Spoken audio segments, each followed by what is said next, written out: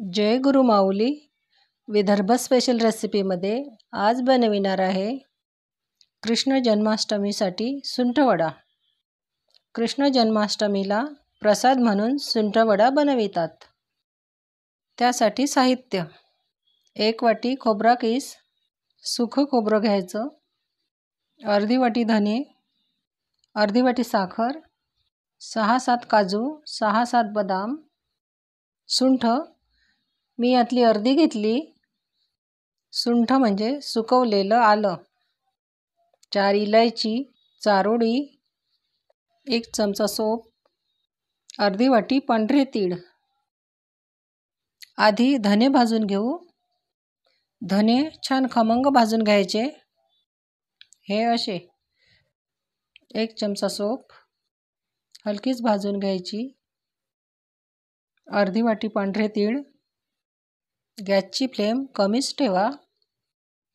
तीळ भाजताना सतत फिरवत राहा, तीळ खूप लवकर भाजल्या जातात। तीळ छान असे भाजून घ्यायचे। 1 वाटी खोबरा कीस भाजू। खोबरा कीस हलकाच भाजून घ्यायचा।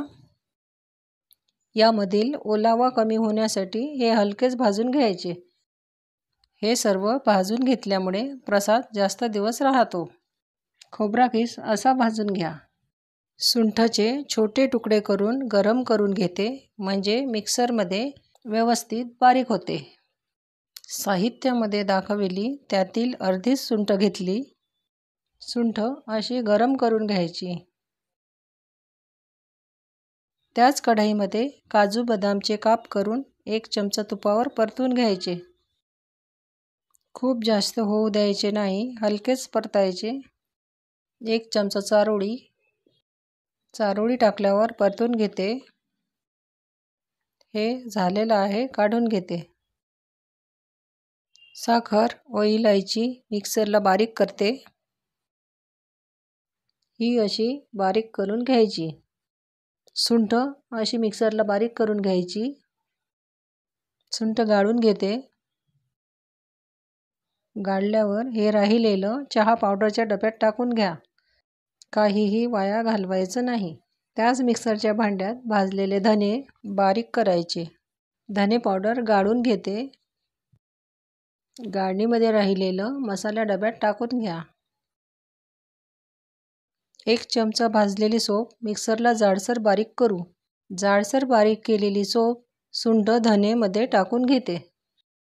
भाजलेले तीळ एकदा मिक्सरला फिरवून घ्यायचे, असे जाडसर राहू द्या। हे पण यात टाकते।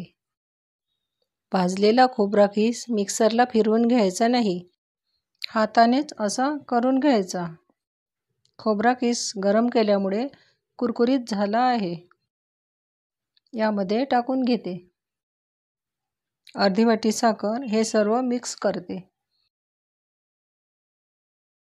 यामध्ये 1 चमचा साजूक तूप मिक्स करते।